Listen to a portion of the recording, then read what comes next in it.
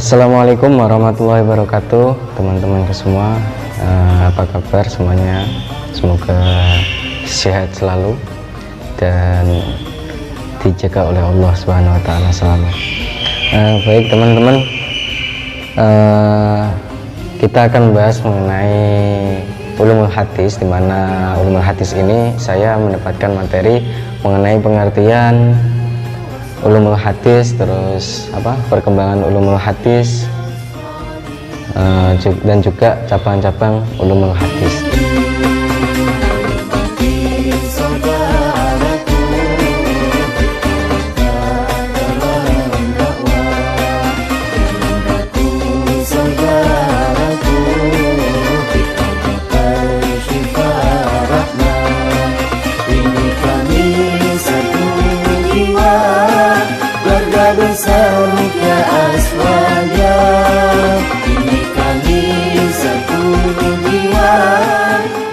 Bismillahirrahmanirrahim. Assalamualaikum warahmatullahi wabarakatuh.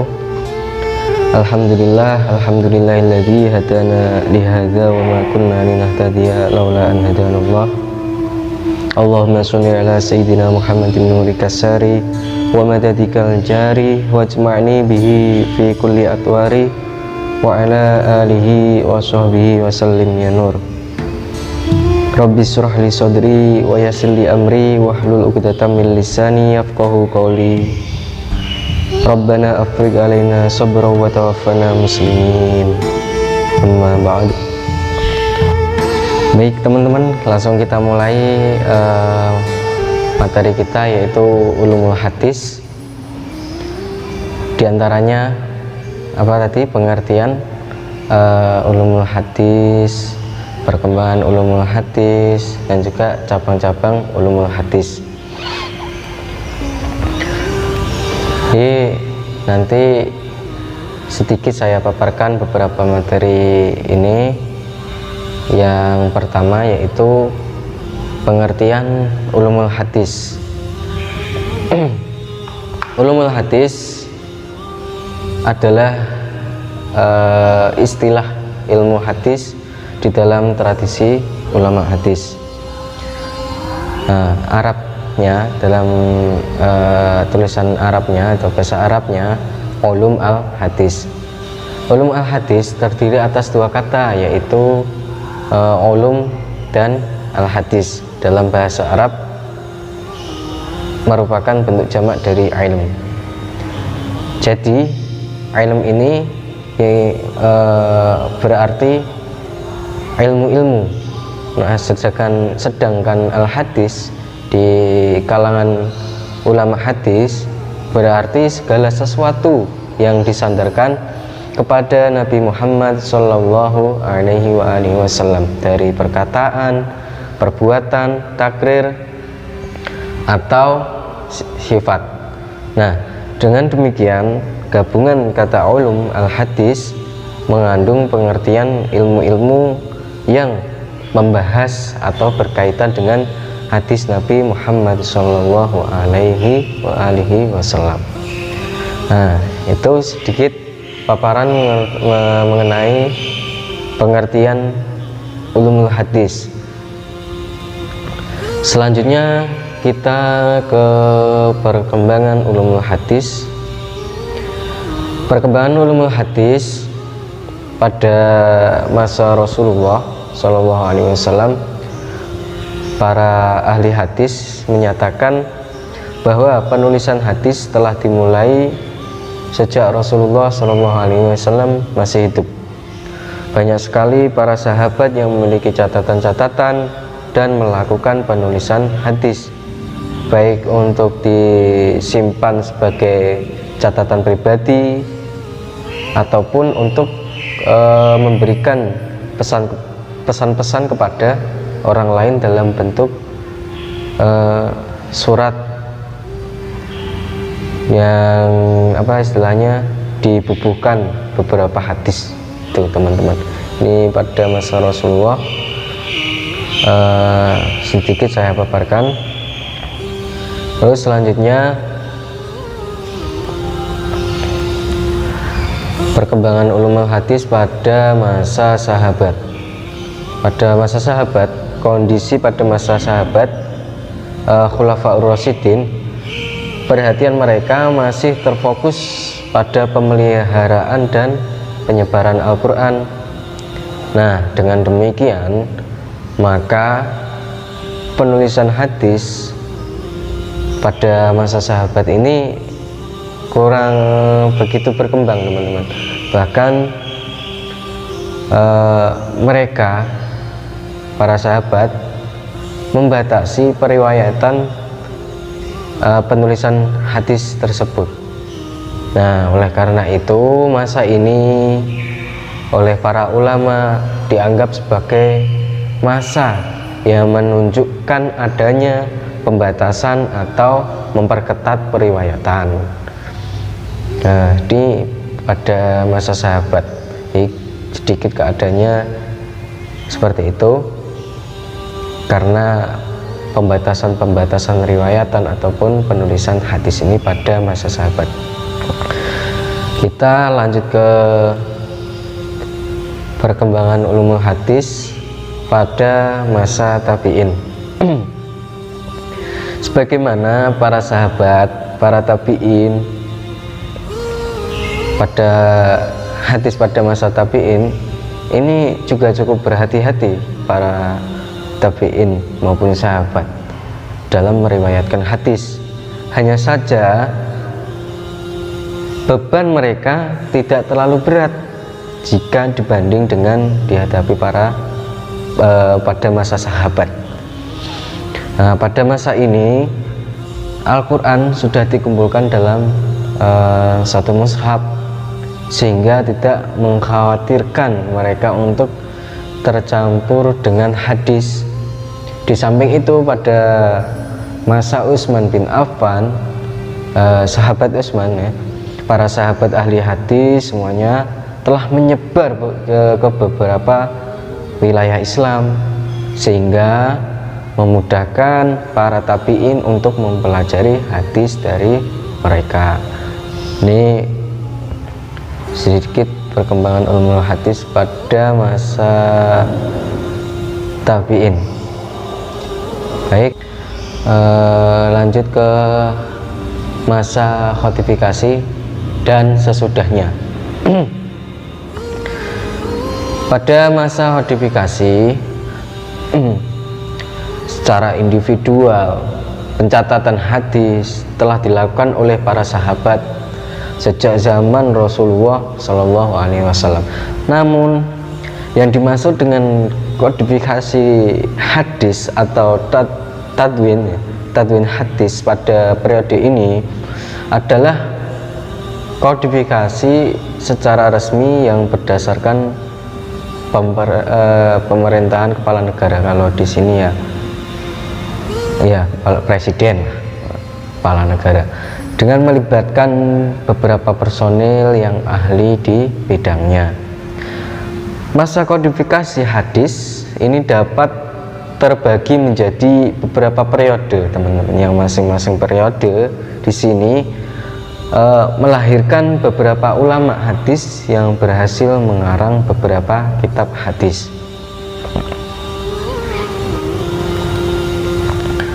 Itu pada masa kodifikasi.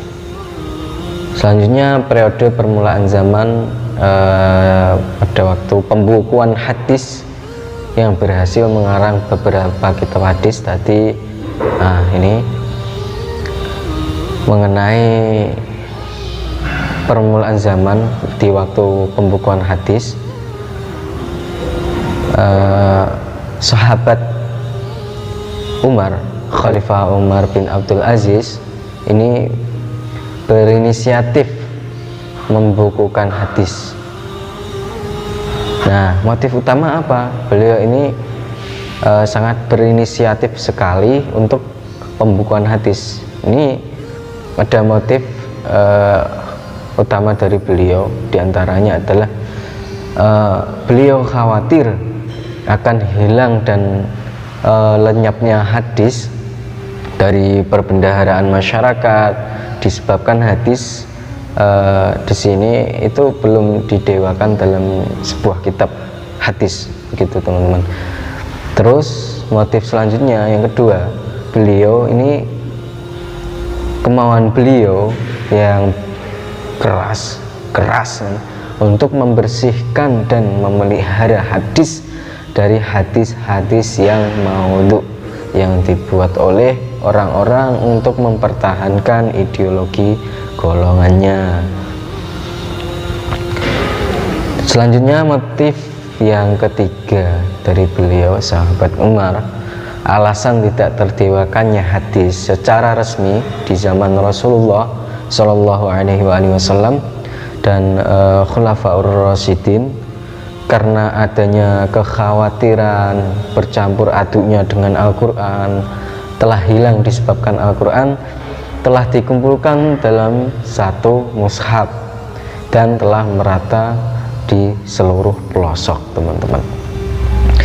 Terus selanjutnya motif yang keempat dari sahabat Umar, beliau khawatir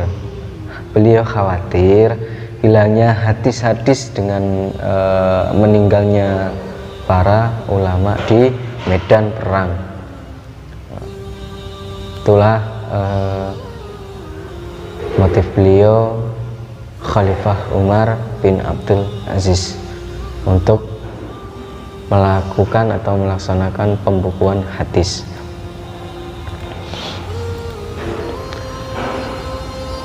Selanjutnya periode penyeleksian dan pentasxihan hadis pada abad ketiga. Ini ada periode penyeleksian dan pentasxihan hadis abad ketiga. Pada masa ini, abad yang ketiga, penyeleksian itu pentasxihan hadis. Para ulama hadis pada permulaan abad yang ketiga menyusun kitabnya itu secara musnad. Di antaranya adalah beliau Abdul Asad Ibnu Musa Al-Mawi, Nu'aim Ibnu Hamad Al-Khuzai, Ahmad Ibnu Hambal, Ishaq bin Rohaweh, dan Utsman Ibnu Abi Syaibah. Itu pada abad ketiga yang menyusun kitabnya secara musnad beberapa ulama ahli hadis. Nah, teman-teman, di sini pada periode ini ulama yang mulai usaha untuk memisahkan hadis-hadis yang sahih dan yang tidak adalah Ishaq bin Rahaweh, yang kemudian dilaksanakan dengan sempurna oleh Imam Bukhari dengan menyusun sebuah kitab yang terkenal dengan nama Al-Jami' Al-Sahih. Kemudian usaha ini diikuti oleh Abu Husain Muslim bin Al-Hajjaj Al-Qusairi An-Naisaburi atau Imam Muslim dengan kitabnya yang disebut Al-Jami' As-Sahih. Menyusul kemudian Abu Dawud Sulaiman bin Al-As'ad bin Ishaq Al-Sajistani, terus kemudian Abu Ishaq bin Isa bin Surah Al-Turmudi, ada Abu Abdurrahman Ahmad ibnu Syu'aib bin Ali Al-Khurasani An-Nasai, Imam Nasai dan Ibnu Majah, Abu Abdullah Muhammad ibnu Yazid Al-Qazwaini. Nah, hasil karya keempat ulama ini sering dikenal itu Sunan, dikenal dengan kitabnya As-Sunan. Ini beberapa ulama keempat ulama ahli hadis, bahwasanya kitabnya beliau ini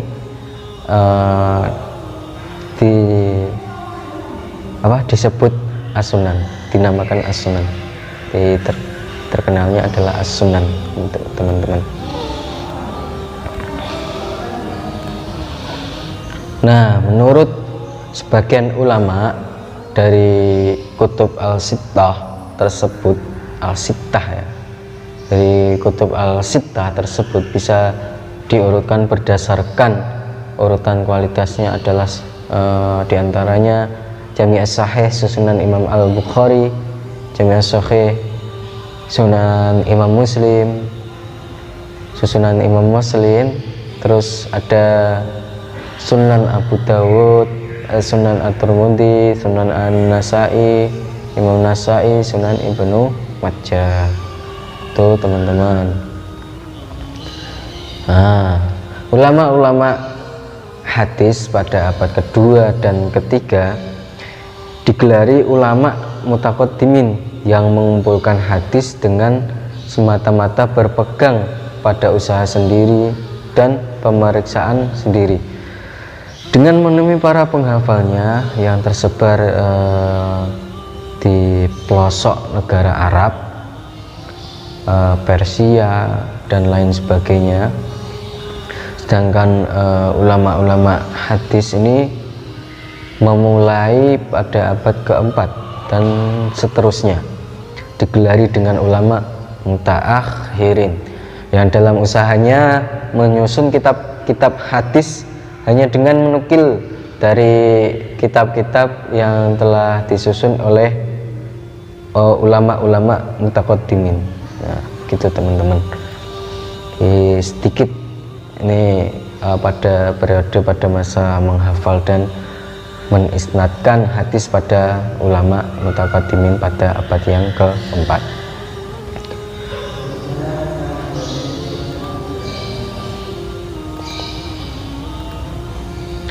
Selanjutnya periode mengklasifikasikan dan mensistematiskan susunan kitab-kitab hadis pada abad 5 dan seterusnya. Nah, pada masa ini abad yang kelima, usaha ulama ahli hadis pada abad kelima dan seterusnya diantaranya adalah mengklasifikasikan hadis dengan menghimpun hadis-hadis yang sejenis kandungannya atau sejenis sifat-sifat isinya dalam suatu kitab hadis. Yang kedua, mensyarahkan dan mengikhtisarkan kitab-kitab hadis yang telah disusun oleh ulama yang mendahulinya. Yang ketiga, menyusun kitab hadis atraf, yaitu teknik pembukuan hadis dengan menyebutkan permulaan hadisnya saja. Misalnya atraf al-kutub al-sittah yang ditulis oleh Al-Maqdisi, itu pada abad yang kelima dan seterusnya. Yang keempat, mentakhrij hadis, yaitu mengeluarkan beberapa hadis yang ada dalam buku hadis atau buku lain dengan menggunakan sanad sendiri atau ditelusuri sanad dan kualitasnya. Misalnya Irwa al-Ghalil fi takhrij al-hadis Manar al-Sabil oleh Nasiruddin Albani. Terus selanjutnya ada Zawaid. Zawaid itu mengumpulkan hadis-hadis yang tak terdapat dalam kitab-kitab yang sebelumnya ke dalam sebuah kitab tertentu atau khusus. Zawaid Ibnu Majah, Zawaid Sunan Al-Kubra disusun oleh Al-Basri. Terus yang kelima ada Jawami atau Jami', sebuah kitab hadis yang menghimpun hadis-hadis Nabi Shallallahu Alaihi Wasallam secara mutlak, seperti Al-Jami' Al-Kabir dan Al-Jami' As-Shaghir tulisan Imam Suyuti. Terus selanjutnya yang keenam, menciptakan kamus hadis, kitab indeks hadis untuk mencari atau pentakhrij suatu hadis untuk mengetahui dari kitab hadis apa, terus suatu hadis yang istilahnya hadis yang didapatkan.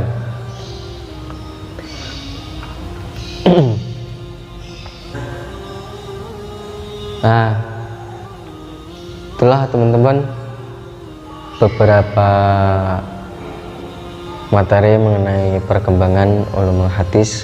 Ini sedikit saya paparkan, nanti teman-teman bisa mempelajarinya lagi karena sangat panjang sekali itu ya, sejarah perkembangan ulumul hadis. Banyak referensinya juga, nanti bisa dipelajari dari teman-teman. Saya paparkan sedikit mengenai perkembangan ulumul hadis.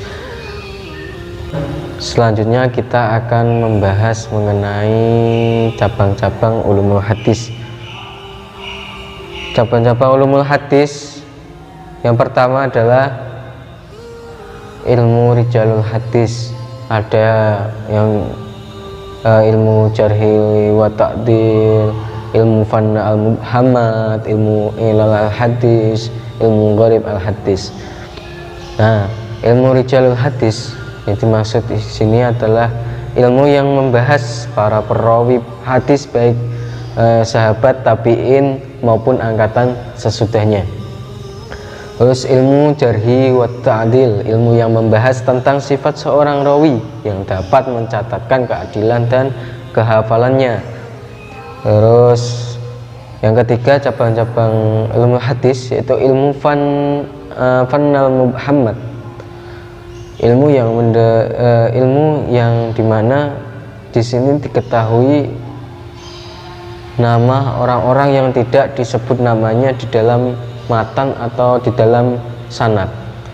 Terus yang keempat ilmu ilal al hadis, dimana ilmu ini menerangkan sebab-sebab tersembunyi tidak nyata yang dapat cacat suatu hadis yang nampak tidak cacat itu.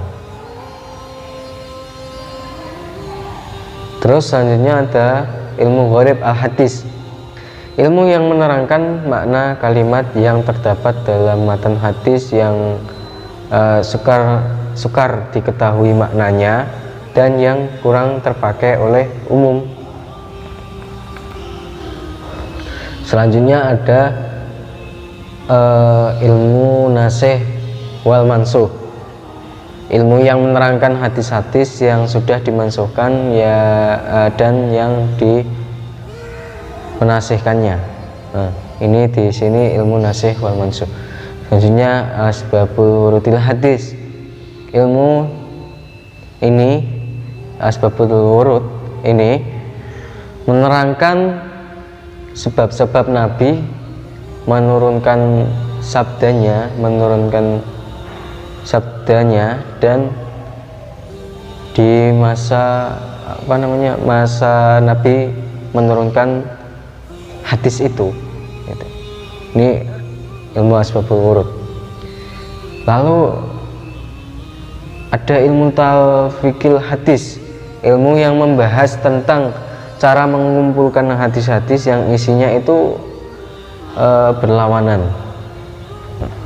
Terus ada lagi ilmu tasrif wa tasrif, ilmu yang ini itu menerangkan sebab-sebab atau perkara yang tersembunyi atau tidak nyata yang dapat merusak hadis.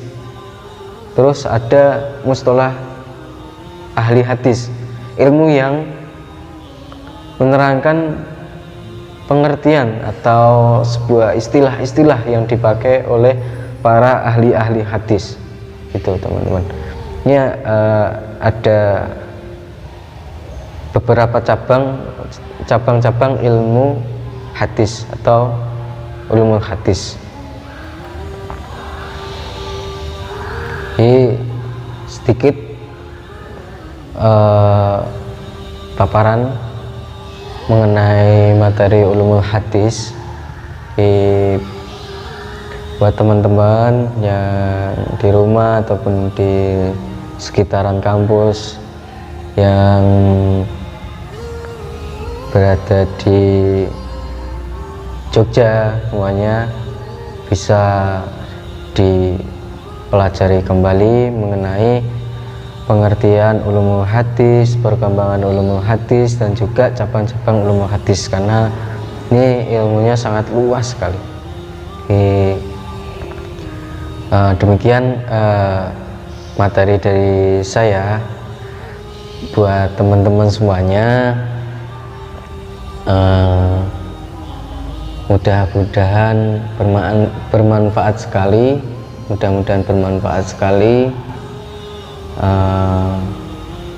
ilmu yang kita dapat pada mata kuliah Ulumul Hadis.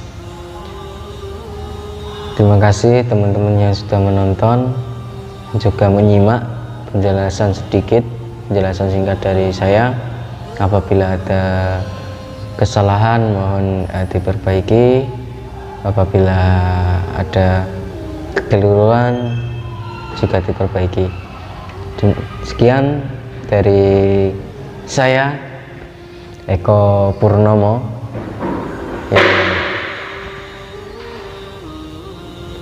Wabillahi taufiq wal hidayah. Wassalamualaikum warahmatullahi wabarakatuh.